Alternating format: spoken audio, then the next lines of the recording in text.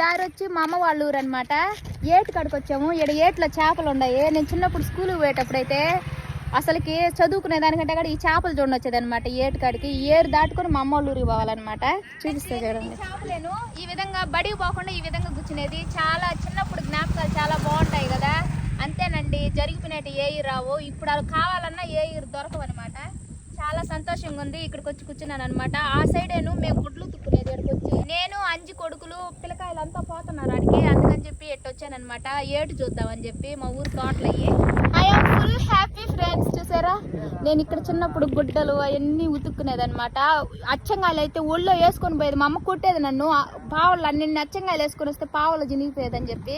అలా అనమాట. చాలా హ్యాపీగా ఉంది. వాళ్ళ టౌన్కి రావాలంటే మా ఊర్లో నుంచి కిలోమీటర్ నడుచుకొని వచ్చేది బడికి. నేను ఏట్ ఎలా ఉండదో, ఈ ఏర్ ఎలా ఉందో, ఈ చేపలు ఎలా ఉన్నాయో కామెంట్ చేయండి. ఓకేనా? మీరు బాయ్ చెప్పండి పిల్లలారా.